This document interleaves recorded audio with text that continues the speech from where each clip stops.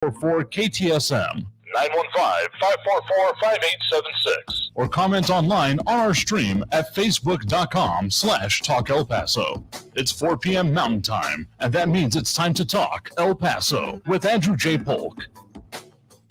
Thank you all so very much for joining us here for Talk El Paso, airing live on News Radio 690 KTSM. I'm your host, Andrew J. Polk. Thank you for tuning in, however you may be doing so, be it on air, online, live streaming through the free and reliable iHeartRadio app, or joining us over on the various social pages we're on these days, including facebook.com/Talk El Paso, the Talk El Paso page over on YouTube, that is, Twitter at Talk El Paso, and Twitch, Andrew J. Polk. Most of those places, either of those names, and you're going to be able to find us as we continue our mission to talk about the issues that affect us here in the borderland and bringing back live local talk radio. Going 4 to 6 p.m. these days, as we are Monday through Friday since the start of the year. So if you're tuned in, locked in, thank you for doing so on any of those spaces. Couple of major topics going on top of my mind today. One, we got some minor election updates going on. Specifically, we've got the first snapshot of what's going on with some of the fundraising in the races. Now, of course, fundraising doesn't exactly translate to absolute numbers. Be the first to admit this, but the way that they can be used to a little bit get into, well, just the support levels going on right now, even locally. It has not totally borne out that the candidates with the most money end up getting the actual election, but it's useful, particularly as we're looking at the differences between candidates and, how they're doing. So we'll get into that, looking at some of the top contenders for top spots in the statewide races that are coming up in that primary. Oh, you'll be able to start voting on just a little bit under a month from now, so important things to note. Plus, we're going to be delving into what is going on with some very serious subjects about you might not be able to see unless you're kind of directly involved in that. Going to be talking with the El Paso Child Guidance Center about what is going on and what is happening in the background if it's not apparent to you. A whole lot of issues there, definitely. We're going to be breaking that down as well. So one of the best ways that you can talk to us throughout the shows, we already have Calvin Williams and John Hertz tuning in and chiming in here with both a good afternoon and a declaration about, I'm assuming, opposing political views here. If you want to go see that for yourself, Skeptic Squad usually lives over on the Facebook page, facebook.com/Talk El Paso, and the Thunderdome comments that often comes with it as well. So one of the better ways to talk to us throughout the show and leave your comments if you are so inclined. But let's get into what some of these political numbers, the fundraising numbers, mean. Now, these are not the whole snapshot of the last year, but we're starting to get to those required reporting timeframes right before we end up in this coming primary, which you'll better be making those plans to actually do it, go out and vote. If you're going to do that party bus, as some of you have claimed you're going to, you better get that booked now, because I hope you're not going to be scrambling and wondering where you're supposed to vote, how you're going to vote day of. epcountyvotes.com is a simple way to do it. You got to make sure you are registered to vote and that you are going to be going to the right place, though we do have those voting centers now available in our town here. So getting to the point of who is making what money, it's not really a spoiler alert. John Brazelton kind of brought it up again yesterday as he's saying, let's go Beto here today. Mildly tongue-in-cheek, I am sure, given your previous assertions. But he is handily dominating the field when it comes to the Democratic hopeful challengers against Texas Governor Greg Abbott. Well, that is also a little bit of an assumption, I will freely admit, because, of course, Abbott facing a bunch of primary challengers himself, but well, let's get to those numbers and you'll see why I'm putting it the way that I am. Robert Francis Beto O'Rourke handily winning the fundraising race. No one even really in spitting. You can't even see him from how far ahead he is of everyone else. So as was kind of mentioned, the full numbers that O'Rourke notes as having been raised at the required period just before the election as we're at here is at just shy of $9 million raised, with still about $4.7 million in cash on hand. The next closest, if I'm doing my math right, would be Michael Cooper out of Beaumont, who raised, drum roll please, just under $7,000 with about $2,700 still cash on hand. So a little bit, just the slightest bit of a dichotomy, or a wide front runner and then no one even within shouting distance of him in the background. It's a little bit, well, again, if you're a betting kind of person, betting on politics sounds just wrong in my head, but as a concept, there's not really a challenge going to be happening there. Whether it actually comes out that way in the end of it, we'll see. Again, politics does not necessarily revolve around money, but it seems to sure as heck help. So that's on the Democrat side of things. I don't think anyone's particularly surprised about that. But this also puts a little bit better into perspective what is going on in the Republican primary when we're looking at both the incumbent, Governor Greg Abbott, and his hopeful challengers, of which we've interviewed a number of on our air. Just going to say that he raised just shy of $19 million for this reporting period coming up here, with a whopping $65 million of cash still on hand. So if anyone was thinking, you know what, that's a serious challenge and we got some things to worry about, this is what it pays to look at the numbers. We'll add on that there are some more actual fundraising going on with his opponents, with the pretty close, both in the 2 and 3 spot respectively, of Don Huffines and Alan West, who we've also, again, previously both had on the show. Huffines reporting about $2 million raised of this period, with about 3.6 left on hand. Alan West reporting just under $2 million raised, but only about $166,000 left of cash on hand. Again, these referring to these kind of as snapshots, because that's what they are, and that's what they will probably continue to be up until, I believe it's the end of the month, that they're required to have the end of 2021 expenses and full reports like that put out. So snapshots will probably get a little bit of a clearer picture because there are required disclosure dates coming up to it. One that I do feel reasonable to mention here, KDK Horn, who has a couple of billboards around town that I've just seen myself, maybe more that I've not noticed yet, did not have the filing available by this point as it was pulled and put together. So we'll see. Coming in third of the other than Greg Abbott kind of race here, so fourth overall would be the correct way to put that, was Chad Prather, raising about $100,000 and having about $20,000 left on hand. So some other people still moving forward with it. There's also not that Rick Perry running. There is a Rick Perry on the race, but well, these fundraising numbers not terrifically encouraging, looking at about 3,700 raised, but again, you got some time before we end up in all of these actual elections here. A lot of comments going on this. Ed Cole letting us know that Beto sent him a text asking him to donate. Yeah, I got calling you the wrong name too. I get a couple of those from a lot of campaigns. Well, saying he's raising at a higher rate. This kind of comes down to there's lies, damn lies, and statistics, because you can shape anything that you want to with the right amount of statistical analysis with it. It might be per capita or per donor he's raising more, even though there might be more absolute people donating to the other campaign. Again, a lot of ways you can slice it, so I'm not saying it's wrong. I'm just saying that any campaign, I'm not going to be surprised if they skew the numbers a little bit their way as well. Also have Michael Perez commenting on the source of funds coming into the O'Rourke campaign. Wouldn't be surprised there either. Edgar Ortiz letting us know he's on board along with Louis Panado and more. So that's just one of the subjects being talked about today. Got a little bit more insight into some of the other races as well, including Lieutenant Governor and Attorney General, a couple of the ones we've been keeping our eye on and have had interviews on our air about. But in the meantime, we have to take that first break of the hour here. So coming back from the break, we're going to be delving into another very impacting local and national subject about what is going on with children, mental health, and so much more. So we're going to be talking with the El Paso Child Guidance Center. So stay tuned. Back after the break to talk about that here on News Radio 690 KTSM. I'm your host, Andrew J. Polk. Stay tuned. More coming up after the break. Don't go anywhere.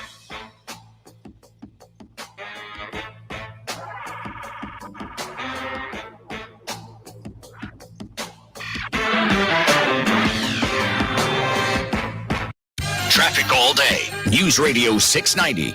On the I-10 eastbound, watch for slow traffic and about 10-minute delays south of Artcraft down to Thorne. At Joe Battle Boulevard, southbound at Rojas, an accident reported there slowing traffic. Gateway Boulevard, southbound at Sun Valley Drive, a paint spill still has that left lane closed. Stay right. South of Sunland Park at Festival, an accident there is slowing traffic. Kerry Edwards, El Paso traffic. Win $1,000. No way. Way. No way. No way. Oh, baby. Yes way. No way. day. It's a grand in your hand. Listen every hour from 7 a.m. till 7 p.m. weekdays for your chance to win. A grand in your hand is brought to you by Approved Autos. Drive out in your new ride in less than an hour. Choose from every make and model from their super clean, hand-picked inventory and get payments as low as $159 a month. Worried about your credit? Don't sweat it. If you got your license and you got a job, they smell the deal. The deals are sweeter at Approved Autos, 8498 Alameda. This report is sponsored by Lowe's. The Just for Pros event is back at Lowe's, and they're celebrating hardworking pros with special savings on the top tools, plus bonus perks to help you with your business. Lowe's, the new home for pros. Valid 117 to 128, U.S. only. An unmitigated disaster at our southern border, and you will pay the full price. This is a full-blown crisis. It is a humanitarian crisis. It is a national security crisis. It is a health and safety for you and your family crisis. Joe Biden's weak border policies have made America and Texas less safe. Take it from Brandon Judd, president of the National Border Patrol Council. Joe Biden refuses to secure our southern border. He's crippled law enforcement and emboldened dangerous drug cartels, criminals, and human traffickers. That's why the National Border Patrol Council is proud to endorse Governor Greg Abbott for re-election. He deployed new resources to assist law enforcement, and he's cracked down on criminal activity. No other governor has done more to secure our border than Greg Abbott. Vote on March 1st. Governor Greg Abbott, securing the future of Texas. Political ad paid for by Texans for Greg Abbott. By texting 818181, you agree to receive recurring automated marketing messages from Echelon. Message and data rates may apply. No purchase required. Terms apply. Available at echelonfit.com/SMS. You want to ride out and get on? Mr. Worldwide, and I tell you all the time, why dream when you can live it? And that's why now we have an amazing partnership with Echelon to make sure and to help everybody out there make their fitness dreams a reality. I'm here to motivate. I'm here to inspire you every day, baby. Now, Echelon makes fitness affordable for everyone. So, no more excuses. Take your stress and turn it into sweat. Reinvent yourself into the new you that you've always wanted to be. Now, take it from yours truly, Mr. 305, but it said, Mr. Worldwide, let me and Echelon bring your fitness dreams to reality. Why dream when you can live it? You already know. I don't know about you, but I feel good. I don't know about you, but I feel good. That's right. And right now, for a limited time, radio listeners get up to $800 off MSRP. To get this Echelon exclusive radio discount, text HEALTHY to 818181. Text HEALTHY to 818181 to get up to $800 off MSRP. That's HEALTHY to 818181. Freedom of speech lives here. To me, freedom of speech is being able to say anything you want. El Paso's News Radio, 690 KTSM. El Paso's News Radio, 690 KTSM.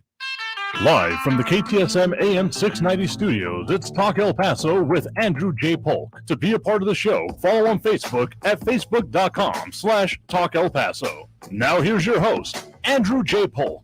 Thank you all so very much for joining us here for Talk El Paso, airing live on News Radio 690 KTSM. I'm your host, Andrew J. Polk. Thank you for joining us, however you may be doing so, on air, online, live streaming through the free and reliable iHeartRadio app, or joining us over on the social pages, Facebook, YouTube, Twitter, and Twitch, Talk El Paso, or Andrew J. Polk. On most of those, you'll find us, be able to join in the conversation. One of the better ways to leave your comments and commentary throughout the show, as we have John Hertz, Edgar Ortiz, John Browston, Michael Perez, Louis Panato, Calvin Williams a little bit earlier, and more.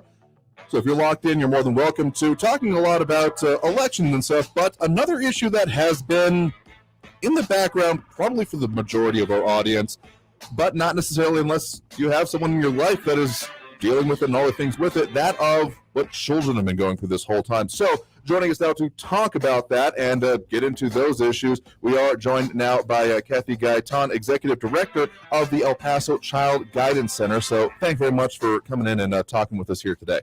Thank you so much, Andrew. It's great to be here. Absolutely. And this is something that we've had, just on this program and on some of our air, we talked a little bit about at the start of the pandemic about, without essentially mandated reporters and people being present in areas outside of the home, the issues that could come along with that.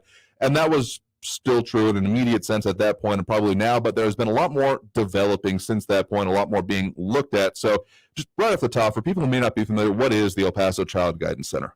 The El Paso Child Guidance Center is a nonprofit organization that was started in 1954, actually, by a group of El Pasoans who said that we want really high quality child mental health care in a community based organization. So they started it themselves, and we opened our doors back then and have been going strong ever since. I think that's around 65 years. Yeah, that I'll take your math for granted there. But it's an important organization, and what you all do, and particularly what you've been seeing for these past couple of years, what kind of work that you all do now when it comes to dealing with these related issues, what does that entail? Sure. So we serve kids and families and adults. So we go as low as the age 2, and there's no upper age limit. So one of the great things about the Guidance Center is that we can serve the whole family. So family might bring in a child with dealing with anxiety, and then we find out mom is suffering from depression herself, and then we can get her own therapist in our own clinic. And then you actually have a team of people helping an entire family. Another key point that we do is that we never turn anyone away due to their ability to pay.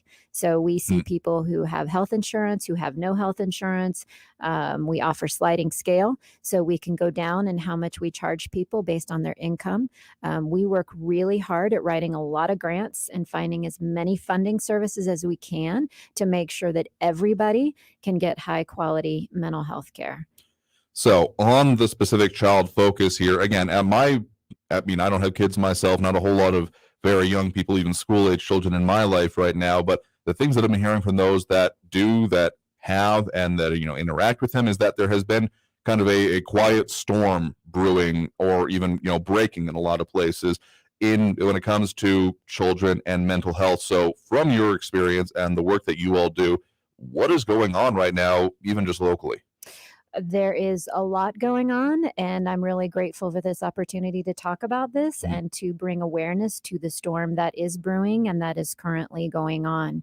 Basically, we are in the middle of a child mental health crisis that is worldwide, national, in our own community here in El Paso. In El Paso, we all know we've had several traumas impact the children and families that we all ourselves. So that would be the mass shooting back in 2019. And then we have right on its heels the impact of COVID, a global pandemic. So you have double trauma right there. And then you have other families that have other traumas that are also impacting their lives. That is one specialty that the Child Guidance Center does offer, is a lot of training and expertise in how to address trauma. So that is one thing definitely for people to know. The child mental health crisis that is happening, we're noticing in lots of different ways. Right. Number one, you're seeing a lot of higher rates of anxiety and depression in children. You're seeing kids who might have already suffered from social phobia and have difficulty being in groups, who then went home and went to virtual schooling and then had to go back into the school setting. So that in of itself is a very unusual stressor that we're seeing. So you see a lot higher rates of anxiety, higher rates of depression. We're also seeing increased rates of kids who are suffering from suicidal thoughts and also suicidal attempts. So we're seeing more children and adolescents showing up in emergency rooms that are really struggling.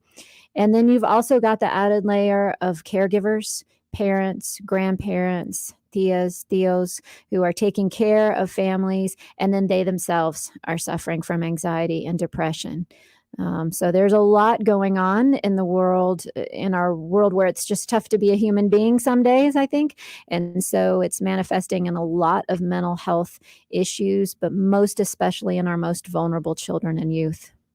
There's a lot to get into of all the things that you just mentioned here, but kind of another broad view I've gotten about it is that there's concerns from those that I've spoken with and, read the things that they're putting out on, that this might essentially be a lost generation once we get, in hindsight kind of perspective here, about all the issues going on and the fact of, even just basic social interactions being disrupted, and depending on the developmental age that they're at, those, not forming correctly, all these kind of things that essentially may affect this whole generation and the people caring for them, like you said, down the line in ways that we can't even necessarily predict right now. I think when we talk about mental health challenges in children, and youth and adolescents, I think it's really important for us to also hold the concept of resiliency, that children and adolescents are amazing and have amazing strengths that sometimes as adults we fail to see. So I think it's really important that, yes, there is definitely a child mental health crisis. There is enormous need.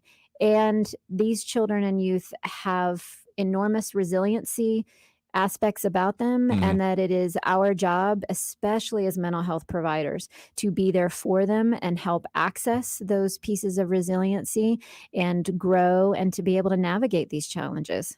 Yeah, absolutely. The support, I think, is critical here. And I do feel kind of in the aftermath of the August 3rd shootings, as bad as if there was to be a silver lining described from it, it was maybe at the very least the perception of a change in the consideration of mental health and mental health services, because there was previous to that, a lot of talk about, well, I'll be fine, kind of walk it off, or just say, well, we don't do that, we don't talk about that. And that seemed, at least to me, to change a little bit after that. So given that we are now in, the third calendar year of this, what are some of the you mentioned some of the challenges going on, but what kind of services are available? What should people know about in order to help deal with this, particularly for their children that they might be, either worried about or not even realizing the impact that it could be having?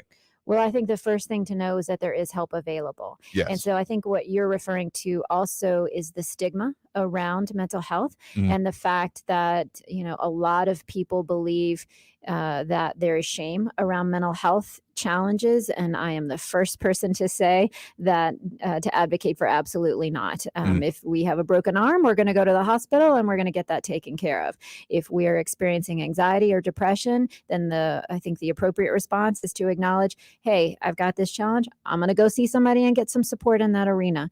The Child Guidance Center is a great example of the type of help that is available. There are many providers in our community. I think the biggest challenge, I think there's two things. I think one is for people to actually reach out and know that it is okay to reach out and to seek help. And the second piece is that people like the Child Guidance Center need our community support, that we cannot do it by ourselves.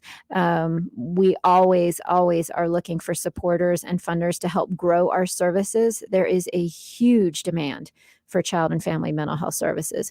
And a lot of people don't know about places like us. And they say, oh, I didn't know you were there. I didn't know you were there since 1954. And I sure didn't know that you helped people regardless of their ability to pay. So getting the word out is really critical. And then having our community support us in our growth is also really important. So a lot of important things to note there. Again, if you're just joining us, guest right now is Kathy Gaetan, the executive director of the El Paso Child Guidance Center. Want to find out more about them? We've posted up the link to their page on our socials here, epcgc.org. Find out more information on them, or if you want to give them a call, they do have the number 915-562-1999 as well for those that prefer to contact that way. So we're going to and we're getting close to that need for a next break here right now. But before we get into that, do want to say that, the stigma behind it is something that I'm a little bit too hopeful about changing, but I've seen some concrete ways, at least in the public discourse, the way it's talked about, less people saying, no, we don't talk about that, and more about, okay, where do I go? What do I do? So at least opening broaching the subject. But when it comes to then the timeframes about it and dealing with it, I think there might be some unrealistic expectations there as well. Resiliency is a very important concept, but this is not something that just, it would be a wrong way to think about it with an arm of just, rub some dirt in it and it'll go away, but it does take the same kind of time of level of healing as well to deal with it as well, in my experience. Yes, 1,000%. Early intervention is one of the most critical aspects of addressing a mental health challenge. The earlier, the better. Prognosis is so much better. The outlook is so much better when we're noticing things early, either in ourselves or in our youth, and we're getting that addressed immediately. Most mental health challenges, I think it's like 75% show up at the age of 14 or younger. So these things come up early, and it's really important that we're educating ourselves about what to watch for, and that we're getting help early on to build skill sets and to get these things addressed. Absolutely here. So time for that next break right now. Coming out of this break, we're going to be talking more about this and some of the specific things going on that can be seen locally and nationally. So again, guests right now with the El Paso Child Guidance Center. Coming out of the break, talk more about that. So stay tuned. Listen to Talk El Paso here on News Radio 690 KTSM. Don't go anywhere.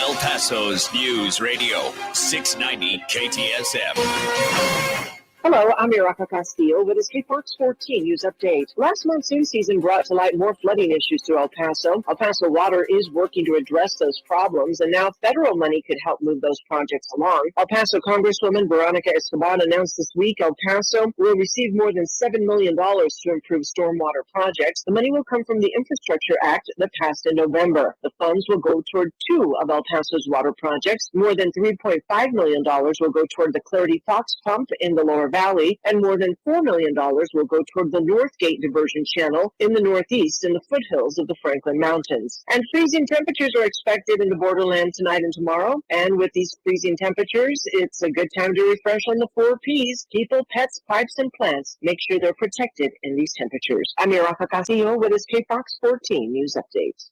News Radio 690. Traffic all day. Got a pretty serious accident, Loop 375 before Padres Drive. It's blocking the 2 right lanes. Heavy backup to mile marker 50. I-10 eastbound at Loma Land got reports of an accident there. Watch for a stalled vehicle, Loop 375 at Montwood Drive. It's blocking the right shoulder. Stay left. And slow and go traffic on the I-10 eastbound from Artcraft to Thorne. Carrie Edwards, El Paso traffic. Colder air has returned and temperatures have stayed unseasonably cold for this time of year. Tonight, our sky will go mostly clear and winds will stay relatively light. Coming up tonight, we'll talk about an even colder start to your Friday morning, plus when our next storm system arrives and the impacts it'll bring to the area over the upcoming weekend. From the KFOX 14 Severe Weather Center, I'm meteorologist Kira Miner. This report is sponsored by Wendy's new hot and crispy fries. Right now at Wendy's, see why everyone is raving about their brand new fries. Natural cut, skin on with a hint of sea salt, and guaranteed to be hot and crispy or they'll replace them. You know, the way fries should be. Try Wendy's guaranteed hot and crispy fries today at participating U.S. Wendy's. Conquer your New Year's resolution to be more productive with the Before Breakfast podcast. In each bite-sized daily episode, time management and productivity expert Laura Vanderkam teaches you how to make the most of your time, both at work and at home. These are the practical suggestions you need to get more done with your day. Just as lifting weights keeps our bodies strong as we age, learning new skills is the mental equivalent of pumping iron. Listen to Before Breakfast on the iHeartRadio app or wherever you get your podcasts. Now may be the perfect time to buy a home financed by Loan Depot. Loan Depot has over 300 loan products to help you make home ownership a reality. Interest rates are near historic lows. Rates will not stay low forever. So call 866-888-LOAN so one of our thousands of loan officers can help you find the right loan. Call 866-888-LOAN or visit loandepot.com. Loan Depot. Rates are subject to change. Equal housing opportunity lender. NMLS number 174457. Licensed in all 50 states. Talk El Paso, airing weekdays at 4 right here on News Radio 690 KTSM, focused on local businesses, local politics, local impacts of the day's news. Brought to you in part by Thrive 915 Food Fest. Join the conversation Monday through Friday at 4, and let's talk El Paso. The Just for Pros event is back at Lowe's, and they're celebrating hardworking pros with special savings on the top tools, plus bonus perks to help you with your business. Lowe's, the new home for pros. Valid 117 to 128, U.S. only. This report is sponsored by Lowe's. Donna from Louisiana. The storm just hit, and we went from donating to the food bank to needing it. Hunger is a story we can end. End it at feedingamerica.org. Brought to you by Feeding America and the Ad Council. News Radio 690 KTSM. Live from the KTSM AM 690 studios, it's Talk El Paso with Andrew J. Polk. To be a part of the show, call 915-544-KTSM or follow on Facebook at facebook.com/Talk El Paso. Now here's your host, Andrew J. Polk. Thank you all so very much for joining us here for Talk El Paso, airing live on News Radio 690 KTSM. I'm your host, Andrew J. Polk. Thank you for tuning in, however you may be doing so, be it on air, online, live streaming through the free and reliable iHeartRadio app, or joining us over on the various social pages, Facebook, YouTube, Twitter, and Twitch. A lot of ways you can comment on during the show here, but we are joined in studio right now, as we have in previous segment as well, by Kathy Gaitan, the executive director for the El Paso Child Guidance Center. So if you want to find out more about them, we also posted up that link to their website, epcgc.org. If you want to find out more about them, what they do, reach out, find out about the services and such here, talking about the ongoing but kind of hidden crisis going on within child mental health. So, Kathy, thank you again for coming to the studio to talk to us about these issues here today. Absolutely. Because it is an important one. And again, if you're almost not involved in the life of a child, in youth education or those kind of realms, it can be very hard to notice and very easy to overlook. Oh, 1,000%. I mean, that goes back to what are we watching for as adults in our children's lives? It's very important to watch behaviors of children. If you see a change in behavior, if you see a child who normally is very talkative at dinner and then over time you've noticed, wow, they've really gotten really quiet, or they're sleeping a lot, or their eating habits have changed. Those are things we really want to pay attention to, and to ask and inquire in our kids how they're doing, what they're feeling, and what they're thinking. Absolutely. So there have been a few specific circumstances kind of at different times over the course of the pandemic, the restrictions that have come from it, the impact on children's lives that have been seen. For example, I had a couple of friends who had very young children, some just entering the school system or in like early elementary education, who ended up spending the majority of that first or maybe even just second school year being virtual. And that's, I mean, there's the whole concept and discussion about screen time and all that, but when it's then required and in a school-ish setting for that extended period of time a day, and when it's, kind of that critical early point of development of social skills and things like that, that I have to assume has a lot of impact and stuff that, we take for granted otherwise. I think definitely, yes. I think what you're speaking to is the uniqueness of our times. So we've never seen anything like this as a society where, a global pandemic where children's day-to-day routines, the school that they're so used to going to, all of a sudden that's disrupted completely. And now they're by themselves in front of a TV screen or a computer monitor going through their daily lives. It's such a shift. And absolutely the social interactions dramatically decrease.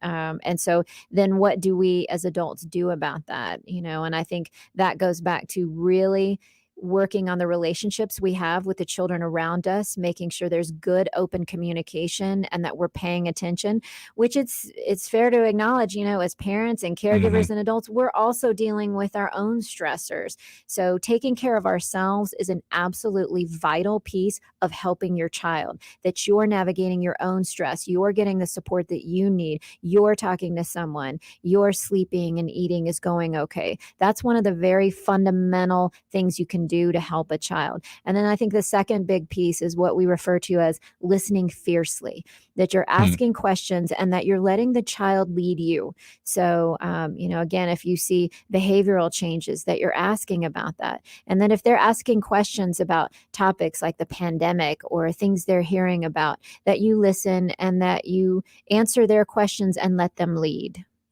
Yeah, and that kind of dovetails off what we talked about the first segment here about, August 3rd and everything that came from that. There were a lot of mental health implications for even general children in the community that may not have even known anyone immediately affected by it, but kids pick up more, even young kids, more than you might realize. If you got the TV on, if you got, news on, if you're listening to updates or even, talking about what you read in the paper or other sources, kids pick up on all of that kind of stuff. And if you're not talking with them about it, you can maybe not even recognize what they have going on inside of them because of those general issues that you may think, oh, kids don't worry about that, they don't pay attention to that. They absolutely do. Oh, yes, they do. And I think you hit a couple of big topics there. So number one is, what are we allowing our children to see in terms of TV? What are they listening to in terms of radio? So you have to monitor the amount of information and what they're exposed to, because a lot of times kids, depending on their age, younger children are not going to understand that what they see on TV is in the past, has stopped, and is not currently happening. Another big rule of thumb is to be talking openly to kids about bad things happen in the world, and then there are also good things. So having that balanced thinking, and also reminding children that there are always helpers in the world who go to help those who are hurting. Those are some big pieces, I think, of what we can do. Another aspect that you mentioned as well is kind of that generalized anxiety, because again, kids pick up, even if you're, like you said, things have changed now, but they may not understand that they're hearing news reports about what's going on in the recent past, but then also what was going on in their own lives, such as if they were hearing that in the news and things, that you're not supposed to go outside, stay home, and they may have had either your parents, caregivers, extended members of the family going out, and even now to this point, that may be something that they may not fully understand, and may be having serious issues of understanding and grasping what's going on. And again, if that's not being focused on, it can bring up a whole lot more for them. Oh, sure it can. And I think, what you mentioned earlier, children are listening, and they're always picking up on things. And if it's one of our biggest jobs as adults is to be open communicators, which is very hard, especially when you yourself were not raised to communicate openly. That can be a big shift for people. If we are not communicating to children and telling them information and explaining things as we know them as adults, then they're going to make up their own stories, and then they're in their head. And a lot of times what kids tend to do is to turn it inward on themselves and say, oh, it must be my fault. I must have done something wrong. And so in order to help make sure that doesn't happen, it's good to catch it early and to, again, listen, answer their questions, let them lead, and kind of fill in the gaps so that they're not left to their own devices and make up their own stories. I mean, it's kind of held true across a swath of subjects here, particularly when it comes to discussing education, what's taught in school. Something I have said is talk about what's important to you and your family, to your children. Don't expect anyone else to do it, particularly when it comes to the values and the things that you hold dear. And it absolutely applies to this subject as well. Talk with your children about it. Don't expect your school to have taken care of the mental health needs, them to have been dealing with it. Talk with them, because you're supposed to be the parenting of them. And dealing with those issues is going to be the best way to do it, even regardless of if there is, happens to be a school that has, active services and that kind of thing going on, which would be still, to my understanding, a bit of a rarity. It's still important to instill those things and then just have that conversation. Yeah, definitely. I mean, kids a lot of times won't, well, I would say sometimes, are not going to come forward and ask their families questions, because a lot of times they want to protect us. I don't want to worry mom or dad or grandma or grandpa anymore. They've got a lot on their plate. They've got that big job. They've lost their job. I don't want to add stress to them. So as adults, I think it's our job to go to them and say, you don't have to take care of me. I'm taking care of me. And to make sure we're doing that, and to invite them and say, I want to know what's going on. And another big piece is the level of information children and youth are now exposed to via social media, YouTube. It's constant information. And so one of the statistics is that children and youth who are on devices more time are more prone and have higher rates of anxiety and depression. Yeah, that has been an ongoing discussion as well. We've talked a little bit about, including that whole concept of that got quashed. Frankly, a good idea in my mind of like an Instagram for kids. That would have been just, Anyway, that's another subject, but related here. But to what you were saying about taking care of yourself, the whole put your own face mask on first, your own gas mask before putting on your kid, because that's not just good advice in the airplane. It's good advice in life, because another way to put it, you can't pour from an empty cup. You have to be having something, taking care of yourself to be able to then help take care of others. Otherwise, you're just doing everyone involved a disservice. But that kind of then also brings up another point that you're talking a little bit earlier. A lot of this stuff applies nationally, but another specific local situation we see often is that whole multi-generational family. As you were saying, abuela, abuela, tia, tia, tio, tia, all being involved in the caregiving of here. And so when it comes to that kind of an aspect that we see, again, prevalently locally, how does that impact how you then look at these situations and how all of these kind of mental health questions can evolve within that family unit? That can be one of the greatest strengths in a child's life, is to be so connected to extended family members. It's like this giant web of support that can be that way. Not all family systems are like that, but it is can be an amazing source of support and resiliency. So I think having multiple people in the family support a child so that they have different avenues, different people to talk to. It can be an amazing piece of a kid reaching their greatest potential.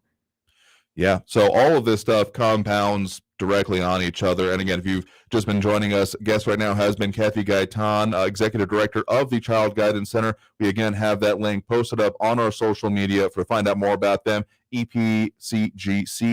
And again, the number to give them a call, if you prefer to do it that way, is 915-562-1999. Again, 915-562-1999. So Kathy, thank you very much for taking the time to speak with us about this kind of complex set of issues and what it means for the kids and frankly adults in our lives here today. Absolutely. And I just want to say again, the Child Guidance Center is here for our entire community. We are always looking for support. Please visit our website. All we want to do is help more kids and families, and we can't do it without both financial support and people showing up to help us.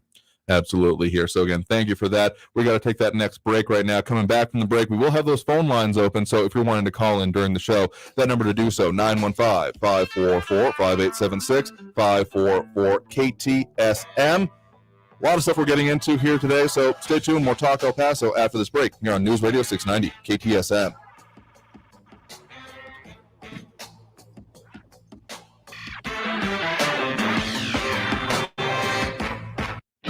Traffic all day. News Radio 690.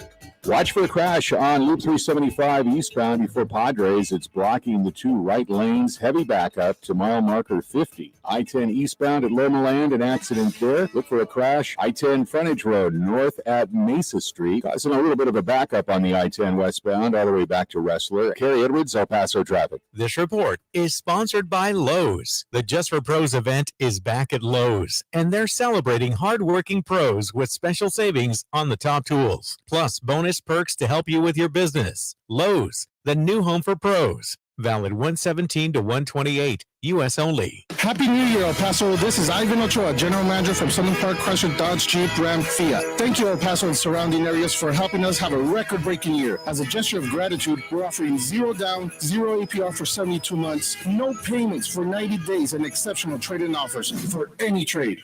Keep your cash and save thousands with record-breaking price cuts during the Start Something New sales event going on now at Southern Park Chrysler Dodge Jeep Ram Fiat. 2022 Ram trucks, huge selection, huge savings. Save thousands in interest with 0 APR for 72 months on 2021 Jeep Grand Cherokees, Dodge Charger, and Durango SUVs. Looking to save thousands on your next car, truck, or SUV? The all-new Southern Park Dodge Certified Pre-Owned Supercenter has a great selection with more arriving daily. All military personnel and all first responders receive an additional discount. Thank you for your service. Southern Park Chrysler Dodge Jeep Ram Fiat. Or buying a car is still fun at I-10 at Southern Park Drive or online at southernparkdodge.com. It's Thomas and Esquina El Paso, El Paso Strong. Includes factory rebate and dealer discount plus TTNL. 0 APR is $13.89 per thousand finance. Also makes vehicles with approved credit. Offers not combined. Has politics gone mad? Don't be a bystander. Get involved. Whether you want to be a volunteer, candidate, or make it your career, we'll give you the tools. Texas Latino Conservatives is a statewide organization committed to getting more Texans involved in shaping the future of our state. Through Leadership Latino, you will learn about the many ways that you can make a difference and maybe start a new career. And it's free. Come hear from respected professionals and rising stars like newly elected State Representative John Lujan and Midland City Councilman Dan Corrales. Visit leadershiplatino.com to sign up and get more information. I'm Orlando Sanchez, Chairman of Texas Latino Conservatives, and I look forward to seeing you on January 29th. Don't drive much, don't pay much with pay-per-mile insurance from Allstate. Life is good when you're in the driver's seat. At Allstate, better protection costs a whole lot less. Visit allstate.com or call an agent for a quote today. News Radio 690 KTSM El Paso. Live from the KTSM AM 690 studios, it's Talk El Paso with Andrew J. Polk. To be a part of the show, call 915-544-KTSM or follow on Facebook at facebook.com/Talk El Paso. Now here's your host, Andrew J. Polk.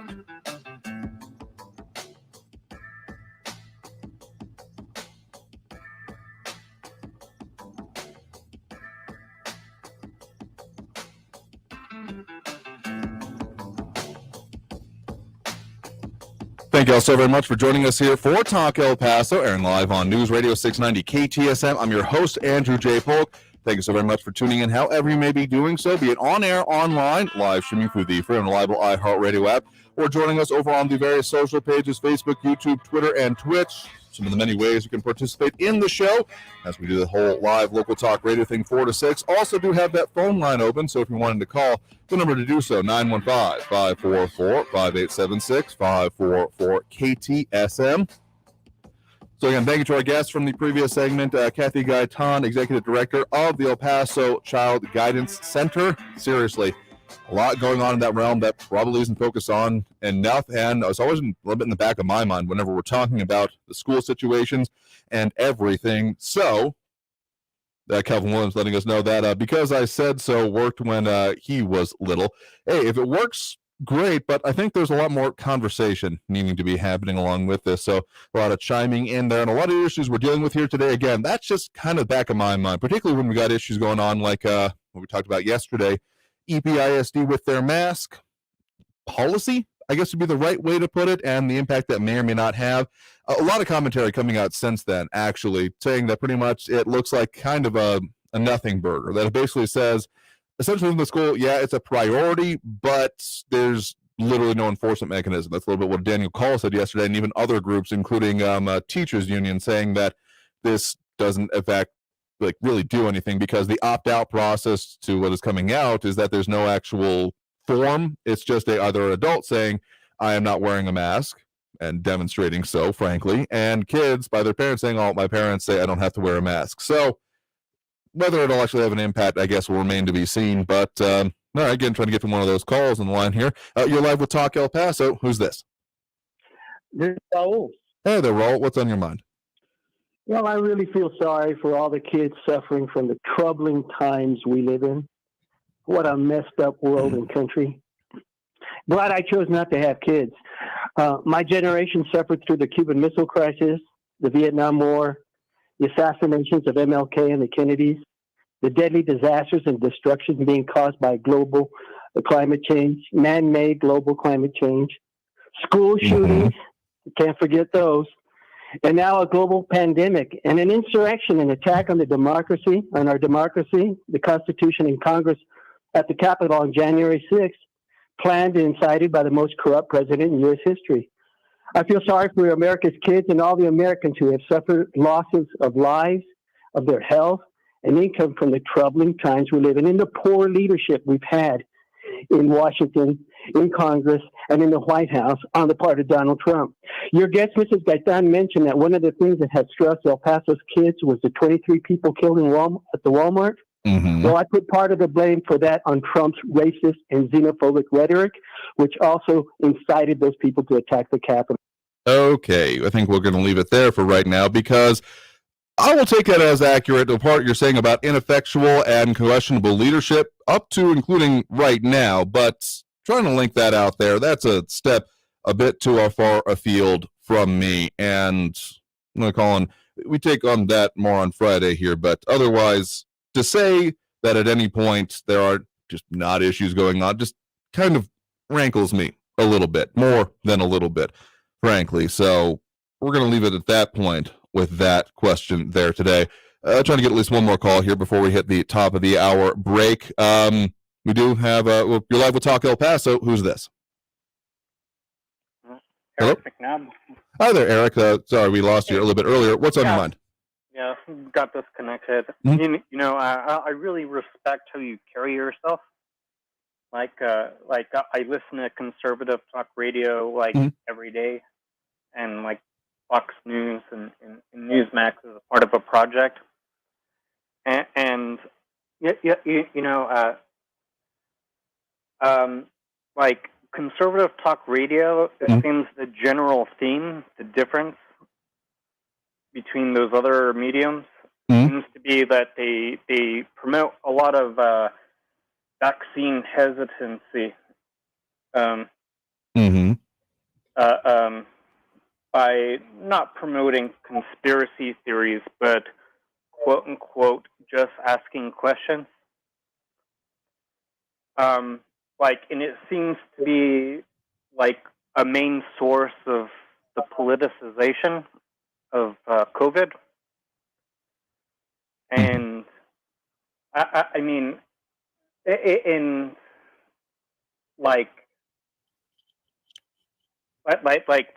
with Trump, like there seemed to be like a degradation of our institutions, which I know you respect because you seem to be like a Bush Republican of sorts. But yeah, Trump, it seems like, or not just Trump, but just in general, like when there's screw ups, there isn't an attack of that institution, whether it be the FBI or the CDC or something of that sort. Okay. They seem to be being degraded by people who precede you in your show. Okay. Well, I think I take your point there about some of our previous programming on here. But what I will also say is at the same time as there may have been questions being raised about it, is that there's frankly more than a little bit of question in my mind of how those institutions have handled, particularly in the pandemic. We want to go specifically to the CDC because of, I mean, I'm in favor of science being developed and coming up with better answers over time. Right. But the kind of flip-flopping and saying, well, no, you don't actually, don't use the mask, or wait, actually we do need it. And then the whole shifting down now to the less quarantine period, which is the politicization of those institutions within and of themselves, I think has led to an overall crisis of faith, whatever the source may be. I suppose the external and internal, that's the messaging that has happened all the long time with this pandemic, but then also as well as the actions being taken has caused issues. People. Like when you promote vaccine hesitancy, not you specifically, but your prior, conservative talk radio hosts before you.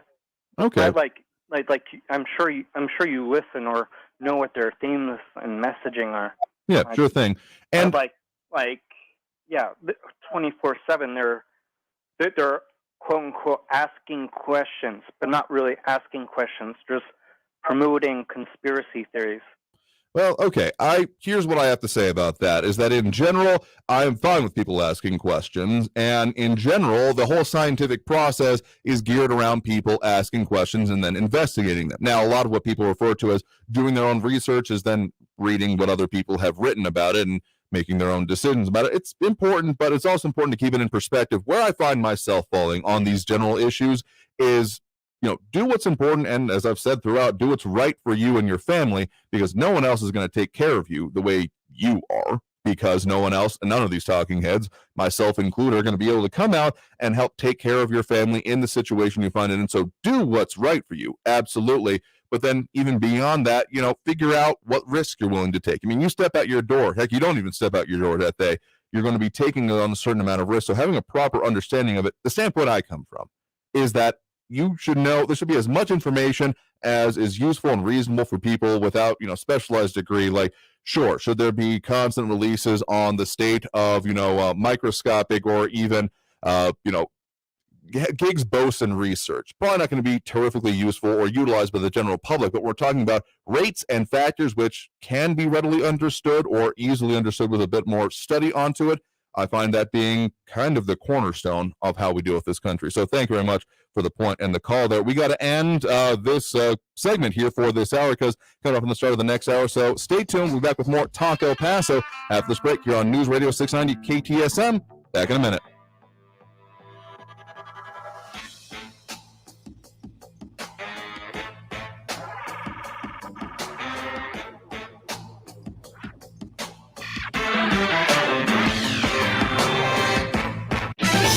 traffic all day.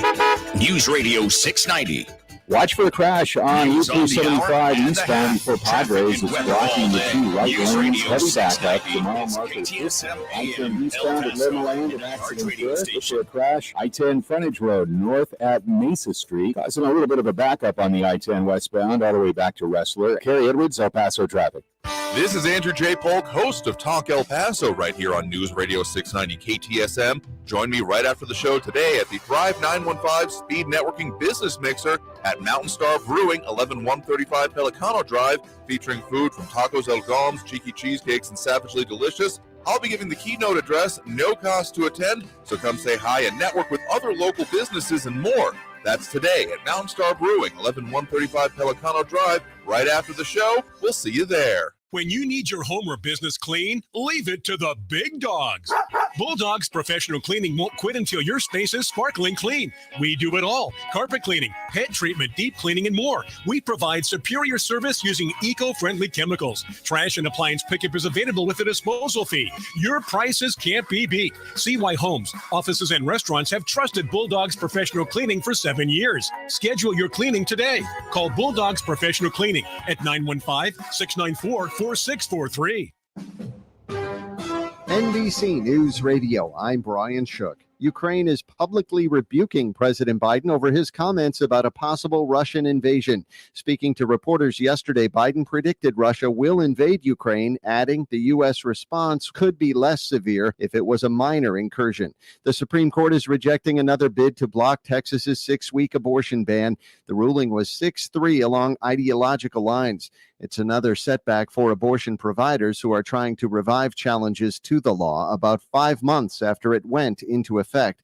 Former President Trump is defending his call to Georgia's Secretary of State after the 2020 election. Lisa Taylor reports. He was seeking to overturn the presidential election result in the Peach State. Trump described it as a perfect call. Fulton County District Attorney Fannie Willis is requesting information of a special grand jury to investigate Trump's actions. The former president denied saying anything wrong in his call to Georgia's Secretary of State Brad Raffensperger. He asked Raffensperger to help him find nearly 12,000 votes to overturn the results in Georgia, a state that was won by then-candidate Joe Biden. Trump also repeated claims about widespread voting fraud. The market is keeping the trend of a lower trading 2022 alive.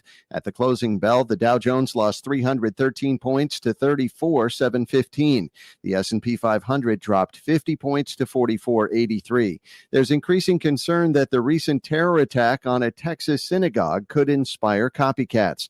Terrorism experts like Dr. Laura Bell at West Texas A&M University say while it's good to be aware, she's not concerned because the attack was a flop. It doesn't leave as much inspiration behind as it would have had he been successful. In this case, the terrorist died alone when all of his hostages were able to escape. The World Health Federation says no amount of alcohol is good for the heart. You're listening to the latest from NBC News Radio. Victims of former University of Michigan sports doctor Robert Anderson plan to continue their protest against the school despite a $490 million lawsuit settlement. Former football star John Vaughn has been outside the home of former school president Mark Schlissel protesting the school's track record on the handling of accusations against Anderson. Over 1,000 former students and athletes contend they were sexually abused by Anderson during his tenure. A new poll finds Florida Governor Ron DeSantis would have a tough time beating former President Trump for the 2024 Republican presidential nomination. The McLaughlin and Associates poll asked likely voters who they would support in the primary, and the former president came out on top with 53%. Governor DeSantis came in at a distant second place at 13%. With Trump removed from the equation, DeSantis led the pack of potential candidates at 26%. I'm Rick Hochul. An environmental review is now being started on a major new rail line in New York City connecting Brooklyn and Queens. Scott Pringle reports. A feasibility study is now complete for a 14-mile rail line that connects Brooklyn and Queens using freight tracks. Queensboro President Donovan Richards says this line stretches from Bay Ridge to Jackson Heights. It'll connect 17 subway stations and the LIRR and cut commute times for underserved communities. No longer will you have to transfer from one bus to the next bus to get to Brooklyn. We're talking about a single 40-minute ride from end to end. There's no timeline yet on when the stations will be built or the trains will start running. A teenager is celebrating after breaking his own record at a Florida competition. Guinness World Records recently announced Tommy Cherry broke his own record for the fastest time to solve a rotating puzzle cube while blindfolded. He was able to solve a 3x3x3 cube in just 14.67 seconds. Brian Shook, NBC News Radio. Now, your chance to win $1,000. Just enter this nationwide keyword on our website. Happy. That's happy. Enter it now.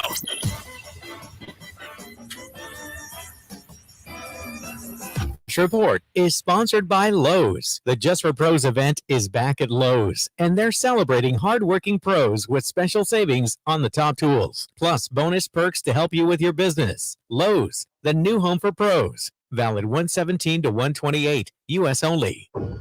The MLK Tapes is your next true crime podcast obsession.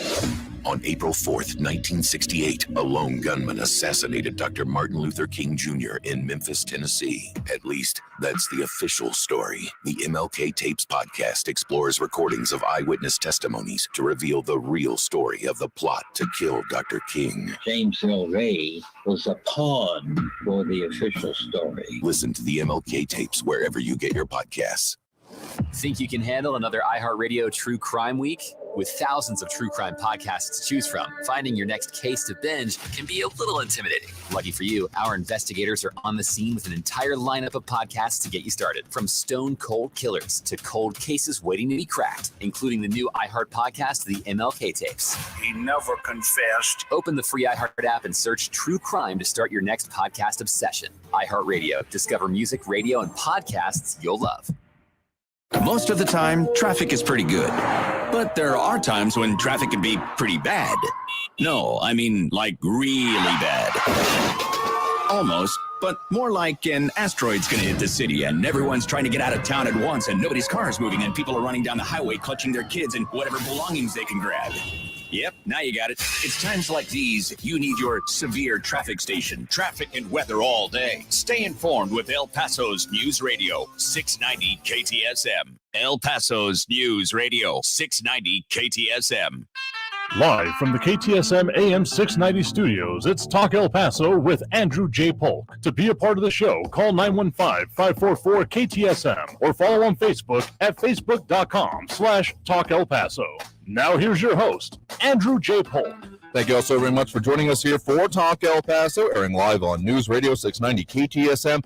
I'm your host, Andrew J. Polk. Thanks for tuning in, however you may be doing so, on air, online, live streaming through the free and reliable iHeartRadio app, or joining us over on the various social pages we're on these days, including facebook.com/Talk El Paso, the Talk El Paso channel over on YouTube, Twitter at Talk El Paso, or Twitch, Andrew J. Polk. Most of those places, either of those names, you're going to be able to find us, Talk El Paso or Andrew J. Polk, because we're doing this whole live local talk radio thing because my contention is we deserve it. Be able to have the discussion about the things that affect us here in the borderland that no one else is going to have like we do. To that point, we do have that phone line open, 915-544-5876, 544-KTSM with 915 ahead of it. I keep forgetting to add that because that's the way you got to call it these days. Have to have that area code to do the local calls now. So if you're not used to it yet, that's just what it takes. So 915-544-5876. A lot commenting on here, talking about really two main subjects here. A, some updates coming with elections, a snapshot, anyway, of what is happening with some of the major campaigns when it comes to the governor's race specifically. But we also got some more numbers we'll get into this hour of some of those slightly down ballots, such as lieutenant governor and attorney general. You know, those just tiny major statewide offices. Yeah, we'll get into those as well. And again, thanks to our guest from the previous hour, Kathy Gaitan, the executive director of the Child Guidance Center, the El Paso Child Guidance Center, the correct and full way to say it. So thank you to her, talking about the crisis going on with mental health in kids over these ongoing, really, over these past couple of years of the pandemic, the restrictions, the school closures, concerns, what they're hearing on the news, all of it. And so, again, we got that link posted up, epcgc.org, to find out more about them and what they do offer. So just important note there. Happy to talk with her about that and appreciate it. But we got those calls in the line here right now, so get into those. Again, full up right now, but if you want to call 915-544-5876, 544-KTSM, along with some of the comments here, Cal Williams, Jane Radcliffe, Michael Pados. Kim Falco, one of my speech and debate teachers, saying that appreciating some of my facial expressions during some of these calls here. Absolutely. And some more than a couple of, I'm choosing to say tongue-in-cheek comments coming out from the CDC about Tide Pods. Make it perfectly clear that we do not support taking Tide Pods for anything besides your laundry. Anyway, a lot of comments. Again, Calvin Williams, Michael Perez, A.W. Hill, John Brazelton, Edgar Ortiz, and more tuning in, chiming in if you want to do so. That's one of the better ways, too, over on our social pages. But get into those calls right now. We do have Andrew on the west side here with us. Andrew, thanks for joining us. Yes, good afternoon. One of the things that's always concerned me about this pandemic and how it's affected kids is I know the El Paso public school system gave out laptops, so so children could use them at home. But what happens if these kids don't have access to the internet, or you don't have access to an Android phone or an iPhone? That's one of the top questions. Oh, yeah, no, that has been a serious issue, and why there has been a reasonable amount of focus, such as the better parts of the infrastructure bill anyway, focus on broadband infrastructure, because, yeah, there are absolutely parts, even just in our community, where reliable internet access, particularly for devices, is just not feasible and not available for them. There were certain companies and certain federal programs that, I don't know if they're still in existence anymore, allowing for essentially to get a hotspot for some of those communities, but it's way more widespread than that could address easily. I'll agree with you there. Yes. Also, the kids that suffered even more so were those across the border. Even though that in some of the federal schools over there, they were provided tablets that were practically useless. Another thing about those schools over there, they're supposed to be free, but every semester they require what's known as a cooperativa, or a cooperation, and that can range anywhere from 1,500 pesos to 2,000 pesos, which I mean, that's more than a week's salary. Yeah, I'll be perfectly honest. I'm not as familiar with those, Mexican school systems, but if that's the case, that does sound, I mean, for the families that are then at the most vulnerable, yeah, going to have some serious issues with it. And that's when you start having, kids and families falling through the cracks and out of the system. Absolutely. Yes. Oh, by the way, reference to your previous caller, using the word "like" in a sentence or as a filler, that reminds me of Maynard G. Krebs. That can also be a pet peeve to some people. But anyway, I digress. You all have a good evening. No, sure thing. Thank you for the calls, the comment and the call there. We'll take on most callers as we do here on the program. And if people are willing to get on the phone to do it, we'll take the call. So we have interesting discussions about all of it, but we'll keep doing that here. So thank you for your points and call. Again, at 915-544-5876. 915-544-KTSM. Calvin Williams with an interesting equivalence about, social media, saying the equivalence to kids posting online the mental illness in the 50s was wearing a leather jacket, 60s and 70s was dressing like a hippie, and 80s was dressing punk rock. Today it is posting. I don't think it was so much about posting your mental illness as it is how these platforms contribute to mental illness. I mean, think about it this way. If at any point in your life you are encountering, a handful of people that are better at particularly what you think you're special at or best at than you'll take it in stride. If you encounter 100 or 1,000 people that are better than you at those kind of things, it's going to be a little bit devastating to you, thinking like, oh man, maybe I'm just awful. And that's basically all social media is, because it's not a complete representation of a human at any point in time. It's a pretty carefully manicured and manufactured version of them, only usually demonstrating the best parts or what they feel are the most marketable parts in some other cases. And if kids are seeing that and that's their interaction with their peers and thinking that, oh man, everyone else is so much better than me, I have these real human problems that aren't being represented in that platform. And now, I am not an expert in child psychology and issues like that. This is just my lay person opinion. And yeah, I can only imagine that would be more than a little bit devastating. Now, not to be hypocritical, we're on these social media platforms because we want to have people interacting here, but we have mostly we have any kids on here, I'd be frankly a little bit surprised. But if any there are, please take this in stride. But otherwise, we got fully developed, as best as can be assumed, humans. We should hope anyway. All right, let's squeeze in one more quick call before we hit that next break here. Again, that number to call 915-544-5876. 544-KTSM. No comments on any particular mental illness, as the question has come up from. We do have Joe on the west side here with us right now. Joe, thanks for joining us. Well, Andrew, I got a lot to talk about for a quick call, but first and foremost, to answer the Andrew that called 2 calls ago, I'm a licensed teacher in Texas. I'm an ex-school counselor. I have a practice called problemsofschool.com. I deal with this pandemic for the last 2 years. And what they were doing to kids, and most of my kids are Sunland Park area, Gaston, what they were doing for the kids without Wi-Fi, we're telling them in the hot summer and the cold winter to walk to the nearest elementary school and use their Wi-Fi unsupervised, which is crazy. And the majority of my kids are on accommodations for Section 504 that I place them in, are on IEPs, and their parents are not equipped to educate them like that. What this pandemic is doing to the kids, not the pandemic, but the adults' fear and reaction, what it's doing to kids is unconscionable, and it's child abuse, in my opinion. Okay? First of all and foremost, I can sit here and email you 5,000 articles about how masks are ineffective. It's basically like a chain link fence trying to stop a mosquito. Second of all, I can sit here and tell you about how nonverbal communication is key in a child's development, especially younger kids, probably about 80 to 70%.